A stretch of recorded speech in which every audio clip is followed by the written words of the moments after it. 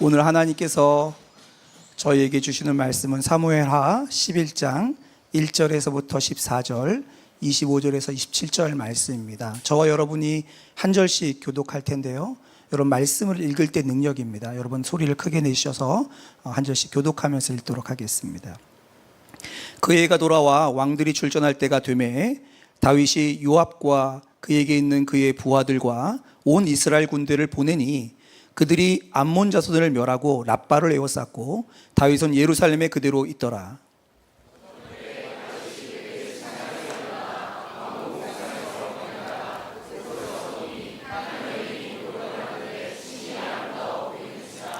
다윗이 사람을 보내 그 여인을 알아보게 하였더니 그가 아뢰되 그는 엘리암의 딸이요 햇사람 우리아의 아내 밧세바가 아니니까 하니 다윗이 전령을 보내어 그 여자를 자기에게로 데려오게 하고 그 여자가 그 부정함을 깨끗하게 하였으므로 더불어 동침하매 그 여자가 자기 집으로 돌아가니라.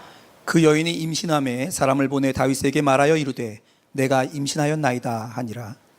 다윗이 요압에게 기별하여 햇사람 우리아를 내게 보내라 하매 요압이 우리아를 다윗에게로 보내니 우리아가 다윗에게 이르되 다윗이 요압의 안부와 군사의 안부와 싸움이 어떠했는지를 묻고 그가 또 우리아에게 이르되 내 집으로 내려가서 발을 씻으라 하니 우리아가 왕궁에서 나가매 왕의 음식물이 뒤따라 가니라. 그러나 우리아는 집으로 내려가지 아니하고 왕궁문에서 그의 주의 모든 부하들과 더불어 잔지라. 어떤 사람이 다윗에게 아뢰되 우리아가 그의 집으로 내려가지 아니하였나이다.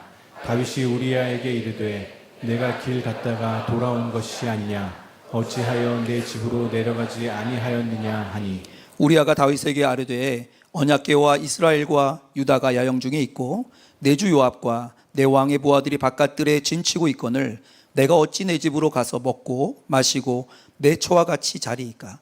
내가 이 일을 행하지 아니하기로 왕의 살아계심과 왕의 혼의 살아계심을 두고 맹세하나이다 하니라. 다윗이 우리아에게 이르되 오늘도 여기 있으라. 내일은 내가 너를 보내리라. 우리아가 그 날에 예루살렘에 머무니라. 이튿날 다윗이 그를 불러서 그로 그 앞에서 먹고 마시고 취하게 하니 저녁 때에 그가 나가서 그의 주의 부하들과 더불어 침상에 눕고 그의 집으로 내려가지 아니하니라. 아침이 되매 다윗이 편지를 써서 우리아의 손에 들려 요압에게 보내니 25절입니다. 다윗이 전령에게 이르되 너는 요압에게 이같이 말하기를 이 일로 걱정하지 말라. 칼은 이 사람이나 저 사람이나 삼키느니라. 그 성을 향하여 더욱 힘써 싸워 함락시키라 하여 너는 그를 담대하게 하라 하니라. 우리아의 아내는 그 남편 우리아가 죽었음을 듣고 그의 남편을 위하여 소리내어 우니라. 같이 읽겠습니다. 그 장례를 마침에 다윗이 사람을 보내 그의 왕궁으로 데려오니 그가 그의 아내가 되어 그에게 아들을 낳으니라. 다윗이 행한 그 일이 여호와 보시기에 악하였더라. 아멘. 하나님의 말씀입니다. 다 함께 자리에 앉겠습니다. 여러분 인생 그래프라는 것을 그려보신 적 있으세요? 지금까지 살았던 나이가 40이면 40년을 그리고 좀 더 적으면 적게 자기 인생을 연수로 이렇게 해서 자기 인생의 행복지수를 그래프로 그려보는 거예요. 그래서 10살 때 몇 점, 뭐 15살 때 몇 점 이렇게 그려보는 거죠. 근데 그 그래프를 그리는 이유는 뭐냐면 그 그래프를 그려보면 그 굉장히 올라가는 그 가장 높은 곳에 있는 지점이 있고 굉장히 떨어지는 지점이 있어요. 근데 그때마다 그 꼭지점이 되는 지점에 무슨 일이 있었던 거죠. 그래서 무슨 일이 있었는지를 그 그래프를 보면서 상대방과 삶을 나누는 것이 바로 인생 그래프입니다. 그런데 오늘 다윗의 이야기, 우리가 읽었던 사무엘하 11장 말씀은 다윗의 인생 그래프에서 그의 꼭지점이 급격하게 떨어지는 인생의 변곡점을 보여주고 있습니다. 무엇이 그토록 신실했던 그리고 하나님의 마음에 합한 사람이라고 부름받았던 다윗의 인생이 꼭지점에서 급격하게 떨어지는 일을 만들어냈던 것일까요? 그리고 하나님은 그렇게 다윗을 사랑하시는데 다윗이 그렇게 급격하게 인생에 추락하는 그 가운데 왜 가만히 계셨을까요? 하나님은 그때 도대체 무슨 일을 하고 계셨을까요? 이 질문을 가지고 오늘 말씀을 좀 보려고 합니다. 때때로 우리도 우리 인생 그래프에서 꺾이고 올라가는 일을 경험할 때 하나님께 묻잖아요. 하나님, 그때 어디 계셨어요? 우리가 이 관점으로 함께 생각해 보려고 하는데요. 사무엘하 11장 말씀을 잠깐 요약을 하고 좀 시작하려고 합니다. 사무엘하 11장에 보면 다윗이 한 여자가 목욕하는 것을 목격하게 됩니다. 왕의 그 꼭대기를 이렇게 거닐다가 한 여자가 목욕하는 장면을 목도하게 되는데요. 그래서 그 여자를 보고 그 아름다움을 느끼고 그 여자를 불러다 그 여자와 동침하게 되지요. 그런데 그 여자가 덜컥 임신을 해버립니다. 다윗이 이것을 때문에 굉장히 위기감을 느껴서 그 여자의 남편을, 전쟁터에 있는 남편을 불러다가 자신의 죄를 가리려고 해요. 그런데 이 부름받아 왔던 남편이 다윗의 말을 안 듣고 자신의 아내에게 찾아가서 동침하지 않습니다. 2번이나 그렇게 하는데도 안 찾아가요. 그래서 다윗이 어쩔 수 없이 자기의 죄를 가리기 위해서 편지를 써서 그 남편을 전쟁터로 돌려보내는데 그 남편을 죽이는 계략을 써서 보냅니다. 그리고 그 계략을 따라서 그 남편이 전쟁터에서 적군에 의해서 죽고 말게 되어져요. 그렇게 남편이 죽자 다윗이 그 여자를 왕궁으로 데리고 와서 왕궁에서 자기의 아내로 삼았다 하는 이야기가 오늘 사무엘하 11장에 나오는 이야기입니다. 여러분, 이 이야기는 성경을 그냥 읽어보면 무슨 얘기인지 잘 알 수 있어요. 왜냐하면 굉장히 상세하게 성경 이야기를 그리고 있기 때문에 스토리를 이해하는 건 그렇게 어렵지 않습니다. 그런데 제가 조금 전에 다윗의 가장 큰 변곡점이 일어나는 시점이라고 했잖아요. 그렇다면 성경은 다윗에게 일어났던 이 변곡점을 어떻게 그림을 그려주고 있을까요? 우리 인간이 이해하는 이런 일이 있었다는 게 아니라 하나님은 그것을 어떻게 보고 있을까요? 성경은 이 변곡점의 시작이 어떻게 되었는지를 기록해 두고 있습니다. 1절 말씀을 좀 같이 보도록 하겠습니다. 그 해가 돌아와 왕들이 출전할 때가 되매 다윗이 요압과 그에게 있는 부하들과 온 이스라엘 군대를 보내니 그들이 암몬 자손을 멸하고 랍바를 에워쌌고 다윗은 예루살렘에 그대로 있더라. 암몬과의 전쟁이 있었던 거죠. 사실은 암몬이 먼저 이스라엘을 쳐들어온 거예요. 공격한 게 된 거예요. 그래서 암몬과의 전쟁이 있었는데 이 전쟁의 막바지에 이르게 됩니다. 암몬과의 전쟁이 어떻게 중간에 마무리했는지가 우리가 지난주에 살펴보진 않았지만 사무엘하 10장에 보면 이렇게 기록되어 있습니다. 10장 14절입니다. 암몬 자손은 아람 사람이 도망함을 보고 그들도 아비새 앞에서 도망하여 성읍으로 들어간지라 요압이 암몬 자손을 떠나 예루살렘으로 돌아가니라. 무슨 얘기예요? 암몬과 전쟁을 했는데 전쟁에서 암몬이 졌어요. 그러니까 이 사람들이 도망을 가는데 어디로 도망가는? 성으로 도망가게 됩니다. 그러니까 전쟁에서 누가 지금 이기고 있어요? 지금 이스라엘이 이기고 있습니다. 사실은 처음 전쟁은 이길지 질지 잘 몰랐어요. 근데 크게 승리했고 암몬은 도망갔어요. 그러니까 지금 뭘 해야 됩니까? 전쟁을 끝내야 됩니다. 그런데 그때가 전쟁을 끝내기 좋은 시기가 아니었습니다. 아람 군대도 남아있고 해서 암몬을 그대로 내버려 두고 돌아오게 됩니다. 그리고 아주 좋은 타이밍이 돌아와요. 이제는 그 자신들을 공격했던 암몬을 멸할 수 있는 타이밍이 돌아옵니다. 그것이 바로 1절의 얘기예요. 왕들이 나가서 전쟁할 때가 되었다는 거죠. 그래서 이 암몬을 무찌르려고 할 때가 된 거예요. 전쟁을 끝마치고 전쟁의 종지부를 찍을 때가 되었습니다. 그리고 이 전쟁은요, 그렇게 어려운 전쟁이 아니에요. 이미 이겼고 성에 갇혀서 빠져나오지 않는 암몬 성을 무찌르면 끝나는 거예요. 거의 승리가 확정되었습니다. 그러니까 지금 어느 때예요? 다윗이 굉장히 잘 나가고 있을 때입니다. 그 전까지는 이 정도로 확정된 전쟁을 한 적이 없어요. 그래서 어느 정도냐면 거의 승리가 확정되었기 때문에 자기가 전쟁에 안 나가도 될 정도예요. 근데 이 말은 무슨 말이냐면 그냥 내버려둬도 승리한다는 얘기예요. 그러니까 자기 마음속에, 다윗의 마음속에 어떤 일이 있어요? 마음이 풀어지는 일이 일어났던 것 같습니다. 마음에 여유가 생겼던 것 같아요.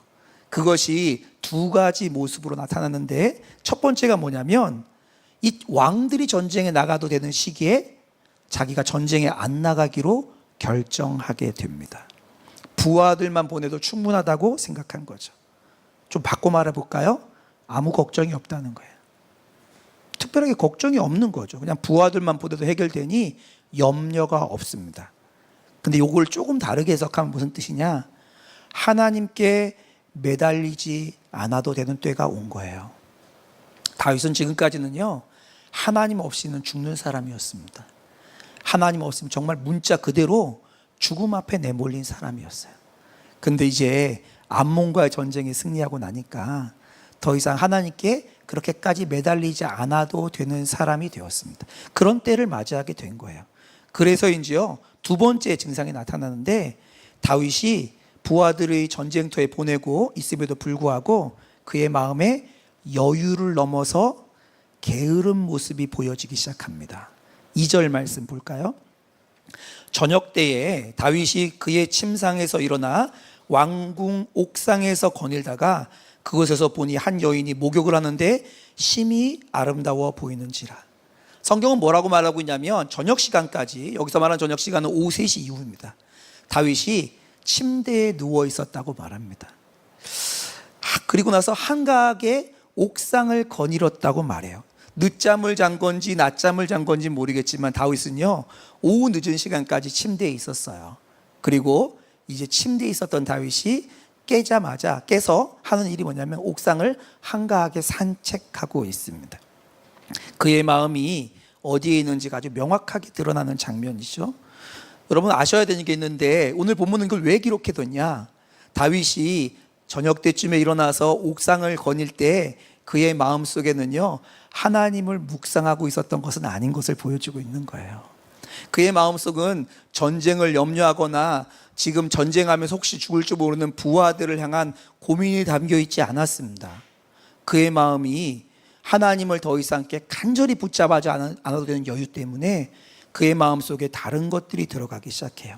그저 눈이 가는 대로, 마음이 가는 대로, 그 육체가 이끄는 대로 그의 마음이 향하고 있다는 것을 보여주고 있습니다. 그것이 2절에 나오죠. 그래서 걷다 보니까요, 우연인지 아닌지는 모르겠지만 한 여자가 목욕하는 걸 보게 됩니다. 그 여자는 또 왜 밖에서 목욕해서 이런 일을 겪었대, 이렇게 말하면 안 됩니다. 왜냐하면 당시에 목욕은 우물가에서 물을 퍼서 하는데 실내가 아니었어요. 우물이기 때문에. 그리고 담벼락이 쳐있기 때문에 다른 데는 볼 수가 없는데 다윗의 왕궁이 높았거든요. 그 다윗만 볼 수 있게 된 거예요. 그냥 스치듯이 본 것일 수도 있습니다. 그런데 거기서 멈추지 않았어요. 그 보여진 것을 어떻게 해요? 집중하기 시작합니다.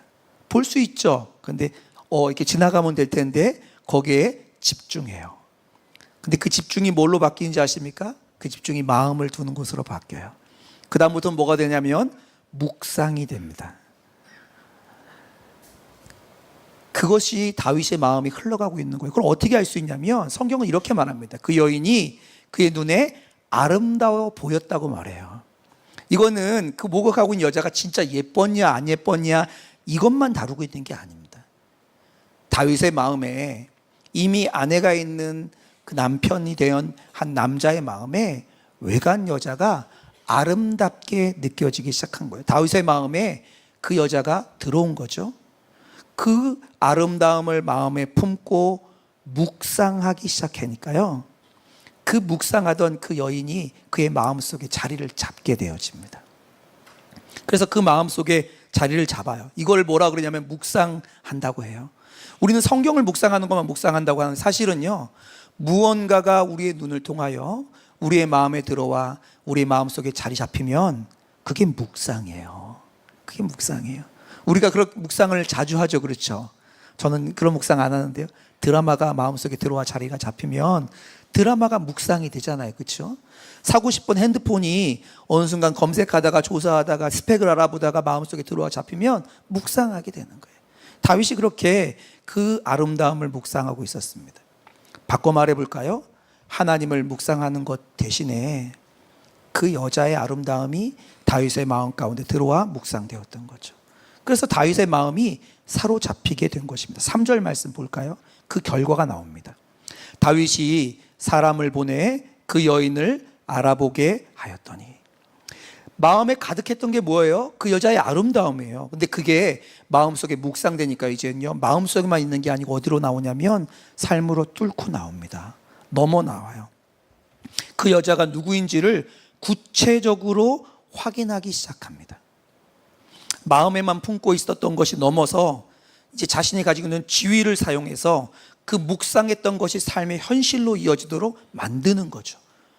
가끔 우리는 그렇잖아요. 묵상하다 보면 지름신도 오고, 그렇죠? 막 별로 안 해도 되는 것들이 막 우리 마음 가운데 들어오죠. 이게 묵상의 결과예요. 다윗이 그 일을 하게 되어집니다. 이때 여러분, 다윗이 그렇게 마음에 묵상하고 그것으로 그 현실로 이끌어갈 때 하나님은 뭐 하고 계셨나요?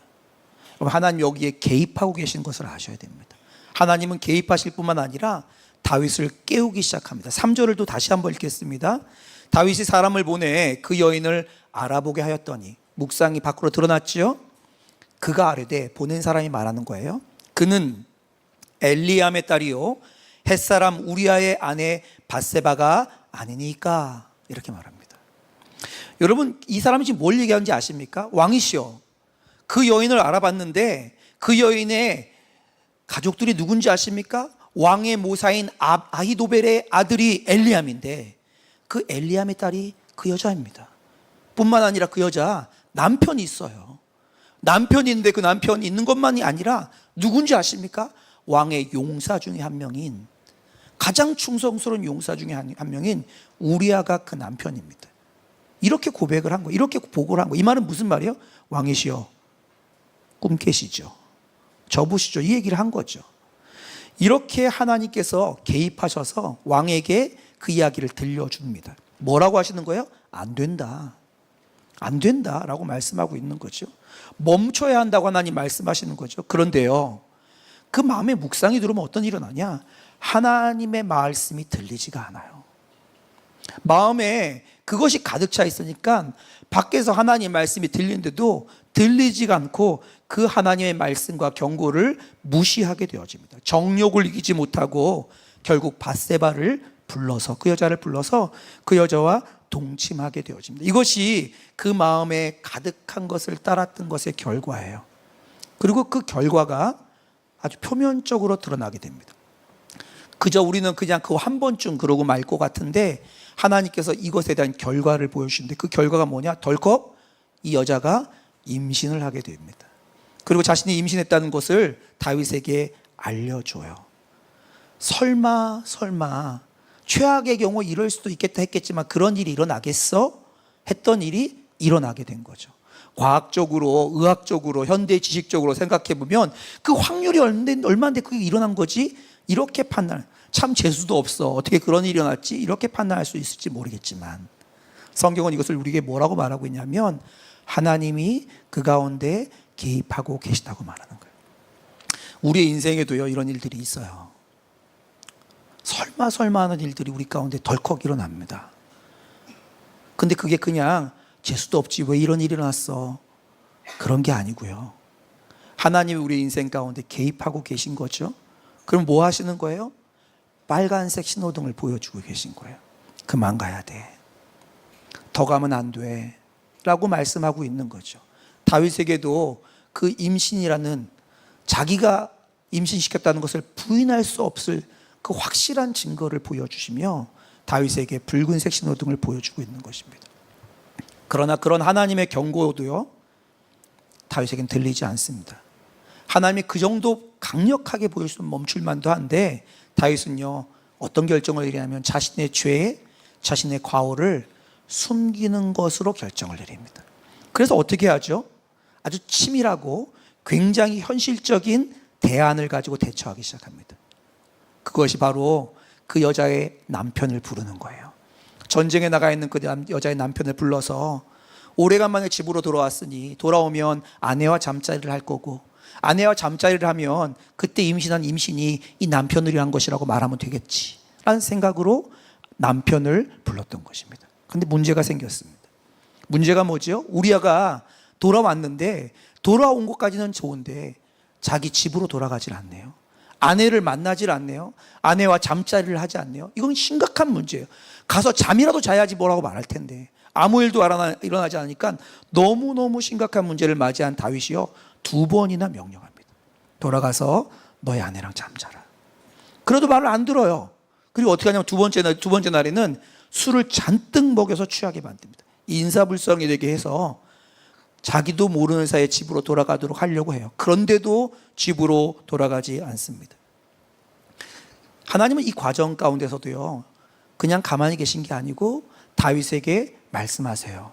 다윗에게 하나님의 뜻을 보여주십니다. 그것이 오늘 사무엘하 11장의 핵심입니다. 우리 사무엘하 11장을 읽으면서 가장 핵심적으로 보아야 될 구절이 오늘 이 부분인데요. 다윗이 물어봐요. 우리아에게 너 왜 집에 안 돌아가냐? 다윗이 본격적인 그 마음을 토해는 너 왜 안 돌아가냐? 이렇게 물었더니 우리아가 왜 자신이 집으로 안 돌아간지 말하는 구절이 11절에 나옵니다. 제가 11절을 읽겠습니다. 우리아가 다윗에게 이르되 언약궤와 이스라엘과 유다가 야영 중에 있고 내 주 요압과 내 왕의 부하들이 바깥 들에 진치고 있거늘 내가 어찌 내 집으로 가서 먹고 마시고 내 처와 같이 자리이까? 이것이 우리아가 너 왜 집에 안 돌아가냐 했을 때 대답했던 대답이에요. 우리아가 집에 돌아가지 않는 이유를 두 가지를 듭니다. 첫 번째가 뭐냐면 내 전우들이 지금 전장에 노숙하고 있습니다. 근데 제가 어떻게 제 전우들은 목숨 걸고 거기 있는데 제가 즐거움을 누리겠습니까? 하면서 거절해요. 근데 그것보다 더 먼저 말한 것이 하나 더 있습니다. 그게 뭐냐면 이 우리아는 언약궤를 언급합니다. 하나님의 언약궤가 지금 전장에 나가 있는데 라고 말해요. 여러분, 언약궤는 뭐죠? 언약궤는 하나님의 임재의 상징이에요. 하나님이 우리와 함께 하신다. 그 언약궤가 하나님이 계신다는 증거예요. 지금 우리아의 마음속에는 뭐가 있냐면 하나님의 임재가 지금 전쟁터에 있습니다. 하나님의 일하심이 지금 전쟁터에 있습니다. 저는 지금 그 전쟁터에서 잠시 왕의 명령 때문에 전장의 상황을 보고하려고 이 자리에 왔을 뿐인데 제가 어찌 하나님의 임재를 떠나서 제 마음대로 원하는 대로 즐거운 대로 할 수 있겠습니까? 라고 고백한 거예요. 하나님께서 지금 전장에 계시는 건데 제가 어찌 그것을 벗어날 수 있겠습니까? 여러분, 이것은요 성경에 의도적으로 기록하고 있는 것입니다. 다윗은요 지금까지 어떤 사람이었죠? 다윗은 하나님의 마음에 합한 사람이었어요. 하나님의 기름 부은 왕이에요. 뿐만 아니고 하나님께서 그 약속하셨던 메시아를 그를 통해서 보내시기로 약속받은 통로입니다. 이 대단한 왕이요 지금 하나님의 임재를 떠나서 자기의 마음에 욕심으로 가득 채우고 살아가고 있는 이때에 하나님께서 이방 사람 우리야, 일부러 우리야라는 이름만 사용하지 않고요 햇사람 우리야라는 이름을 써서 하나님의 선택받지도 못한 한 사람이 언약궤를 기록하여 하나님의 마음, 하나님의 임재로 가득 채워져 있는 것을 보여주고 있는 거죠.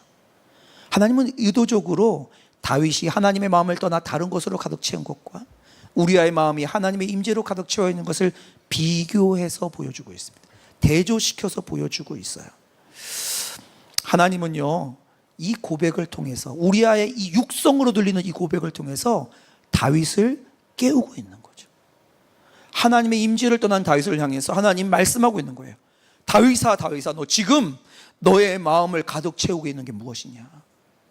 하나님으로 가득 태워진 우리아를 보게 함으로 통해서 그 증인과 증거들을 통해서 너는 지금 너의 마음을 뭘로 채우고 있는 거야 도대체? 이렇게 질문하시면서 하나님이 다윗에게 뭐라고 말씀하고 있는 거죠? 돌이켜라. 돌이켜라. 돌아서야 돼 라고 말씀하고 있는 것입니다. 그런데요 다윗이 하나님의 경고를, 하나님의 부르심을 무시해요. 그 경고들을 무시하고 하나님께서 증거까지 보내셨잖아요. 우리아라는 증거까지 보내셨는데도 그 증거도 무시합니다. 다윗이요 지금 뭐에만 마음이 가득해 있는지 아세요? 그 죄를 숨기는 것, 거기에만 마음이 가득합니다. 그래서 자기가 가지고 있는 모든 권세, 자기가 가지고 있는 모든 힘을 다 사용해서 자신의 죄를 숨기는 데만 마음을 다 쏟아붓고 있습니다. 근데 여러분 이게 어떤 모습인지 기억하십니까? 다윗의 인생에 가장 끔찍했던 사람은 누굴까요? 다윗의 인생에 가장 악하고 가장 흑암으로 덮여있던 사람이 누구였냐면 자신의 선대왕이었던 사울이었습니다. 근데 사울이 어떤 모습을 가지고 있었죠? 다윗이 승승장구하는 걸 통해서 질투심을 느껴서 모함을 하고 거짓 증언들을 통해서 다윗을 죽이기 위하여 자신의 모든 권세를 다 써서 어떻게든 다윗을 없애는 것이 사울의 자신이 가지고 있는 가장 큰 욕망이자 중심이었죠. 근데 지금 가장 다윗이 싫어하고 가장 혐오하고 가장 닮기 싫었던 그 사울의 모습이 지금 누구에게 미쳐 있습니까? 다윗에게 쓰여져 있어요. 여러분, 다윗은요 지금 자신의 죄를 숨기는 것에 혈안이 되었습니다. 그래서 모든 왕권, 군대, 심지어는 합당하지 않은 뒷작업을 해갖고 함정에 빠뜨려서 자신의 신하를, 자신을 정말 믿고 신뢰하는 가장 자신을 따르는 사람을 죽여버리는 일을 하게 됩니다. 혈안이 되었어요. 여러분, 이게 마음속에 하나님께 아닌 것이 채워질 때 일어나는 일입니다. 우리가 어떤 일을 할 때 이렇게 혈안이 됐다고 그러죠. 근데 실제로 죄가 우리 가운데 가득 차면 어떤 일이 일어나죠? 정말 우리 눈이 빨개져요. 우리 눈이 빨개, 잠도 안 자고 그 일을 해요. 보지 말아야 할 것들을 밤을 새가면서 봐서 아침에 출근할 때 눈이 빨개요. 이게 다윗의 모습이었습니다. 근데 여러분 아세요? 다윗이요, 그렇게 하면서도 자신은 끝까지 자신이 어떤 모습인지 깨닫지 못합니다. 전혀 깨닫지 못해요. 그래서 다윗이 그렇게 하나님의 경고와 하나님의 사인들을 무시해 놓고도 어떤 모습을 보이냐? 종교적으로 고상한 모습을 보입니다. 여러분이 잘 보셔야 돼요. 다윗이 그렇게 자기의 신하인 우리아를 죽여요. 죽이고 난 다음에 뭐 하는지 아십니까? 마치 고상하고 부하들을 배려하고 세밀히 돌보는 하나님의 마음을 가진 왕인 것처럼 행동합니다. 우리아를 불렀을 때 어떻게 해요? 전쟁의 상황은 어떠냐? 하나님께서는 지금 어떤 일을 하고 계시냐? 이런 거 물어봤어요. 그리고 우리아가 죽자마자 어떻게 하는지 아십니까? 내 충성스러운 부하가 죽은, 그래서 과부가 된 저 여자를 어떻게 내버려 두냐? 그래서 자기의 왕궁으로 불러다가 자기가 마치 돌보는 것처럼 그를 아내로 삼는 일을 하게 되어집니다. 이것이 죄인인 우리가 가지고 있는 추악함이에요. 죄가 마음으로 가득 채워질 때 우리는 끝모르고 달려갑니다. 그러면서도 종교적 열심으로 그걸 덮으려고 해요. 새벽 예배 나오고 어떤 리더로 헌신하고 봉사 모임에 무엇을 드림으로 마치 괜찮은 것처럼. 이게 다윗의 모습이었습니다. 그런데요, 성경은요, 이 모든 것을 하나님이 보시고 있었다고 말하고 있습니다. 하나님이 그 안에 개입하고 말씀하는 걸 넘어 이 모든 것에 하나님이 주권자로 보고 있었다고 말해요. 개입하고 사인하고 경고를 보내실 뿐만 아니라 멈추지 않았던 다윗을 향해서 성경은 이렇게 11장을 마무리합니다. 11장 맨 마지막 말씀입니다. 27절이에요. 다윗이 행한 그 일이 여호와 보시기에 악하였더라. 악하였더라. 쉬운 성경은 어떻게 말하는지 아십니까? 그러나 여호와께서는 다윗이 한 일을 기뻐하지 않으셨습니다. 이 27절에 악하였더라, 기뻐하지 않으셨더라 하는 이 단어를 원래 히브리어 원어는 무슨 단어로 기억했냐면 히브리어 단어는 라아라고 하는 단어입니다. 이 라아라고 하는 단어는 무슨 뜻이냐? 의미는 망가뜨리다, 좋은 것을 쓸모없게 만들다, 나쁘다, 이런 의미를 가지고 있습니다. 근데 이것을 감정에다 이입하면, 감정에다 이 단어를 쓰면 어떤 뜻이냐? 불쾌하다, 기뻐하지 않다, 이런 뜻이에요. 이 단어를 그렇게 해석한 거죠. 그래서 하나님 보시기에 악하다, 그리고 기뻐하지 않았다라는 거예요. 지금 다윗이 행했던 이 행위들은요, 하나님을 불쾌하게 만들었어요. 하나님 보시기에 악했고요. 그래서 하나님의 선한 것을 망가뜨려 본 거예요. 하나님이 보시기 좋은 것들을 망가뜨려 버린 거라고 말하고 있는 겁니다. 근데 여러분 아세요? 이 라아흐라고 하는 단어가 구약 성경에 특별히 사무엘하에 딱 2번 쓰여집니다. 딱 2번 쓰는데 한 번이 이때 쓰여지고요. 또 한 번이 언제 쓰여지냐면 오늘 본문 11장에 똑같이 한 번 더 쓰여져요. 근데 그게 언제 쓰여졌냐면 다윗이 자기가 함정을 만들어서 우리아를 죽여놓고 우리아를 죽였던 보고를 가지고 온 전령에게 그것에 대해서 말할 때 쓰여집니다. 25절이에요. 25절 말씀을 제가 읽겠습니다. 다윗이 이제 전령이 우리아가 죽었다고, 전쟁에서 죽은 사람이 있다고 보고하는 장면을 듣고 이렇게 말합니다. 25절. 다윗이 전령에게 이르되 너는 요압에게 이같이 말하기를 이 일로 걱정하지 말라. 칼은 이 사람에게나 저 사람에게나 삼키느니라. 여러분, 여기서 어떤 단어가 그런지 아세요? 걱정하지 말라라고 하는 단어가 아까 전에 하나님 보시기에 악했더라 했던 그 라고 하는 단어가 쓰여진 거예요. 지금 뭐라고 말하고 있냐면, 자신이 죽여놓고 다윗이 뭐라고 그러냐면 자신이 시킨 일로 말미암아 일어난 결과에 대해서 그 책임자가 누구예요? 요압이라는 장수죠. 요압에게 뭐라고 말하는 거예요? 너는 그것에 대해서 망쳤다고 생각하지 말라는 거예요. 너는 그것에 대해서 불쾌하게 생각하지 말고 기분 나빠하지 말라는 거예요. 하나님은 그 일에 대해서 악하더라, 하나님 기뻐하지 않더라고 말하는데, 다윗은 뭐라고 말하냐면 기분 나빠하지 마, 괜찮아, 망쳤다고 생각하지 마라고 말하는 거예요. 어떻게 이렇게 똑같은 일을 통해서 똑같은 단어를 통해서 말하는데 달라질 수가 있죠? 성경은 의도적으로 말한 거예요. 똑같은 단어로 표현하고 있는 거예요. 하나님은 악하다고 보는 것을 다윗은 어떻게 말하고 있어요? 괜찮아, 망친 게 아니야, 이 정도는 실망하지 마 라고 말하고 있는 거예요. 하나님 의도적으로 대조시켜 보여주고 있습니다. 왜 그렇죠?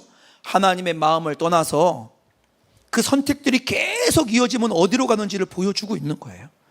하나님이 경고하시고 사인을 주시고 그만해야 된다고, 멈춰야 된다고, 돌이켜야 한다고 말씀하시는 그 말씀이 우리 삶 가운데 들려주는데 불구하고 그것을 무시하고 다 하는데 뭐 하면서 계속 갔던 삶의 끝자락이 어디냐? 하나님과 정반대의 자리에 있는 거예요. 하나님은 악하다고 말하는데 불쾌하지 마, 괜찮아, 실망하지 마 라고 말하는 자리에 있다는 것입니다. 여러분, 이것이 얼마나 큰 비극인지 성경은 보여주고 있는 거예요. 성경은요, 하나님이 주시는 가장 심각한 저주가 뭐라고 말하냐면, 로마서 말씀에 그들의 마음에 상실한 대로 내어버려 두사. 하나님이 아무리 이것이 선하다고 악하다고 말해도 전혀 반대편에서 내 마음대로 판단한 대로 내버려 두사. 이 일이 지금 누구에게 일어나고 있어요? 다윗에게 일어나고 있는 것입니다. 결국 그는 악한 사울의 옷을 입게 된 거죠. 하나님은 오늘 말씀을 통해서 이 자세하게 다윗이 변곡점에 쓰러진 것을 왜 기록해 두셨을까요? 기록하실 이유가 없어요. 그저 그가 죄를 범했고 넘어졌다고 말하면 돼요. 근데 너무 자세하게 기록했죠. 왜냐하면 이 말씀을 통해서 우리에게도 하나님이 하나님의 신호등을 보여주고 계신 거예요. 하나님을 마음에 두기 싫어해서 우리의 욕심대로, 우리의 습관대로, 우리의 즐거움대로, 우리의 만족을 위해서 우리의 마음을 채워가고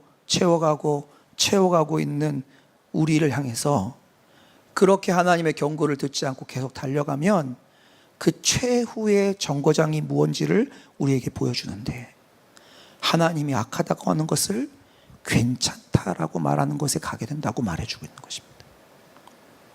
여러분, 하나님은 오늘 말씀을 통해서 우리에게 들려주고 있습니다. 하나님을 떠나 다른 것으로 마음을 가득 채울 때 하나님은요, 가만히 계시지 않아요. 다윗을 깨우셨던 것처럼 우리를 깨우십니다. 하나님 다윗을 어떻게 깨우셨죠? 처음에 양심을 통해서 깨우셨어요. 생각을 통해서 깨우셨어요. 부활을 통해서 보고함으로 깨우셨습니다. 그 죄의 결과, 임신의 결과를 탁 보여주시면서 멈춰야지라고 말씀하셨습니다. 그래도 멈추지 않자 선언과 삶을 통하여 하나님을 따르는 그 증인을 통하여 말씀해 주셨어요. 그래도 멈추지 않죠. 그러니까 하나님께서 이제는 그 삶 가운데 결국 그가 하나님이 악하다고 한 것을 괜찮다고 말하는 것으로 바꾸는 것으로 꺾여지게 하십니다. 이것이 다윗이 만났던 인생의 변곡점이에요. 근데 우리들도 똑같아요. 우리에게도 말씀하고 있습니다. 우리가 우리의 마음을 다른 것으로 채울 때 하나님 말씀하시잖아요. 너 좀 일찍 자야 되지 않겠어? 밤마다 너무 늦게까지 다른 것으로 마음을 채우고 있는데 너 이렇게 살아가는 거 멈춰야 되지 않겠어? 너 그만 좀 짜증 부릴래? 감사와 찬양을 잃어버리고 입술을 열면 불평만 하고 있는 우리에게 성령께서 우리를 말씀하지 않던가요? 게으르고 나태하고 이만하면 됐다고 생각하고 내 마음의 욕심을 따라서 내 마음의 즐거움을 따라서만 달려가고 있는 우리의 심령을 향해서 하나님은 침묵하고 계셨던가요? 하나님은 다윗에게 말씀하셨던 것들 그 이상으로 우리 안에 계신 성령께서 노크하시면서 나를 향해서 마음의 문을 열고 이제는 멈추고 속도를 줄이고 유턴하여 돌아와라고 말씀하지 않으시던가요?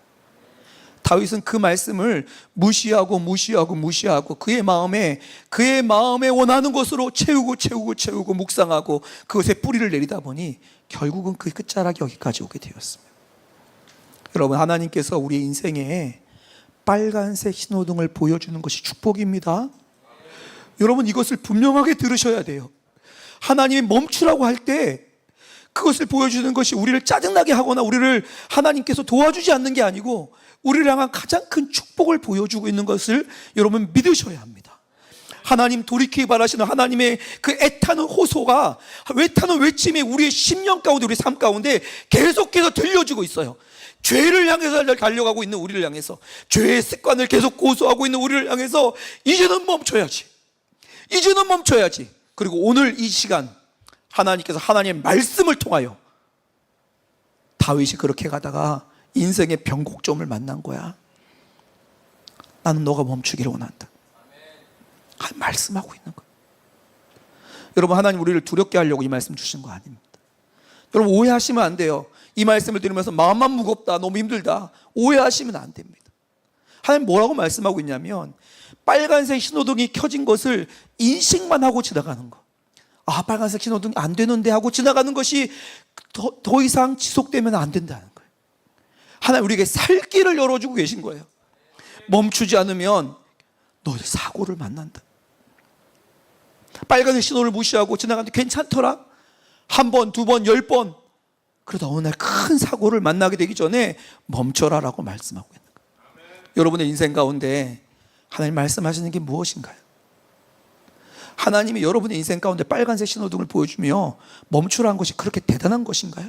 그렇지 않잖아요. 오늘 이 시간이, 오늘이 그 하나님의 빨간색 신호등 앞에 반응하는 시간이 되시기를 축복합니다. 절대 이 말씀을 가볍게 듣지 마세요. 다윗이 멈출 수 있는 기회가 많았습니다. 여러분이 스테이지 몇에 있는지 모르겠어요. 그러나 그것이 스테이지 몇이건 관계없이 하나님이 멈추라고 하실 때 멈춰서 그 하나님이 주는 축복의 길로 도로시키는 은혜가 저와 여러분에게 모두에게 풍성하게 일어나기를 주님의 이름으로 축복합니다. 이 시간 함께 좀 기도하려고 합니다. 오늘 말씀은 다윗의 이야기가 아니에요.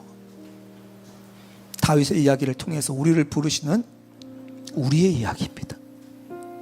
다른 사람은 모르지만 나와 하나님은 알고 있는 하나님의 빨간색 신호등 앞에 이 시간 정직하게 좀 반응해 봅시다. 하나님, 저 도와주세요. 안 멈춰줘요. 하나님, 제가 잘 안 멈춰줘요. 아는데도 잘 안 돼요. 멈췄다가 다시 돌아가는 저를 불쌍히 여겨주세요. 사람들 앞에 떳떳하게 내놓지 못하는 저의 감춰진 죄악들, 그럼에도 불구하고 저를 사랑하셔서 부르시고 호소하시는 주의 음성이 오늘 들려져서 하나님 아버지, 하나님의 말씀이 저를 멈추게 하는 은혜를 만나게 하여 주옵소서. 이 시간 이렇게 기도합시다. 하나님의 음성을 듣게 하여 주옵소서. 멈추고 돌아서라고 말씀하시는 하나님의 사인을 무시하고 계속해서 욕심과 세상이 바라는 대로 살았던, 마음을 지었던 죄를 깨닫는 은혜를 허락하여 주옵소서. 죄와 욕심의 사슬이 묶인 저희들을 불쌍히 여겨주셔서 멈춰야 할 것들을 멈추고 끊어내고 돌이키는 은혜의 역사가 오늘 일어나게 하여 주옵소서. 이 시간 주의 이름 한번 부르시고 통성으로 정직하게 기도하는 시간 갖도록 하겠습니다. 주여, 아버지 하나님, 아버지 하나님, 아버지 하나님, 아버지 하나님, 주님의 은혜 앞에 돌이키는 역사함이 일어나게 하소서. 돌이키는 역사함이 일어나게 하여 주옵소서. 하나님 말씀하실 때 하나님 멈춰서고 돌이키는 역사함이 일어날 수 있도록 은혜를 더하여 주옵소서. 성령께서 말씀을 통하여 말씀하였는데도 불구하고 하나님 무시하는 것이 우리의 삶 가운데 하나님 계속되지 않도록 은혜를 도와여 주셔서 하나님 말씀이 우리의 마음을 채우게 하여 주시고 하나님의 마음을 가득 채웠던 욕심과 하나님 더러운 것으로부터 돌이켜지는 역사함이 일어나게 해서 우리의 삶을 무너뜨리는 악한 습관들, 즐거움을 쫓아 달아갔던 모든 것들로부터 돌이켜 하나님이 주시는 그 은혜 가운데 돌이키는 역사함이 일어날 수 있도록 성령께서 역사하여 주옵소서. 하나님 아버지 두려움과 떨림으로 주님의 말씀을 묻게 하여 주시고 하나님의 사인을 듣게 하여 주시고 돌이키는 역사를 통해서 살 길로 인도하시는 주님을 만나게 하여 주시기를 주님 간구합니다. 아버지 하나님 우리를 불쌍히 여겨주소서. 하나님 멈춰지지 않는 우리를 불쌍히 여겨주소서. 멈춰지는 은혜의 역사들이 하나님 오늘 일어나게 하여 주옵소서. 하나님의 은혜 가운데 아버지 고백이 일어나며 잘하는 역사가 일어날 수 있도록 아버지의 은혜를 도와여 주옵소서. 살 길을 여시는 주의 사랑 하나님 우리의 부르시는 주의 혼 앞에 주 앞에 돌이키는 역사가 일어나게 하여 주옵소서. 살아계신 하나님 아버지 우리를 불쌍히 여겨 주소서. 우리의 마음 가운데 알면서도 하나님 주님 말씀하시는 것 알면서도 멈추지 않고 달려갔던 모든 죄악들, 우리 안에 있는 우리의 즐거움과 쾌락을 쫓아 살아갔던 우리의 마음들 하나님 용서하여 주소서. 하나님 그리고 돌이키며 멈출 수 있는 은혜가 하나님 오늘 예배 가운데 오늘 이 자리에 우리의 일상 가운데 일어나도록 역사하여 주옵소서. 하나님 힘없는 우리를 불쌍히 여겨주시고 성령께서 강권적으로 우리 가운데 역사하여 주셔서 하나님의 선한 마음을 따라서 반응하고 고백했던 지체들의 기도에 응답하셔서 하나님 살 길로 돌이키는 회복의 길로 돌이키는 우리를 축복하시는 주의 부르심 앞에 반응하는 은혜가 한 사람도 빠짐없이 일어나도록 은혜 더하여 주옵소서. 하나님 이 시간 예배 앞에 나오며 우리의 마음의 중심을 드립니다. 하나님 이 중심을 받아주소서. 중심을 담아드린 예물을 받아주옵소서. 하나님 우리의 마음에 간절한 기도에 응답하여 주옵소서. 살아계신 하나님을 경험하도록 축복하여 주옵소서. 하나님 대한민국이 그리고 우리의 조국된 북한 땅이 하나님의 은혜 가운데 회복될 수 있도록 주님 우리를 불쌍히 여기시고 참된 영적 대각성과 부흥이 일어날 수 있도록 도와주옵소서. 열방 가운데 하나님의 복음이 들려지며 멸망과 죽음을 향해 달려가는 열방 앞에 복음이 전파될 수 있는 길을 열어주시고 그들이 주님 앞에 돌이키며 주님을 만나는 은혜의 역사함들이 일어나도록 축복하여 주옵소서. 하나님 오늘 예배 가운데 함께 하신 주님 찬양합니다.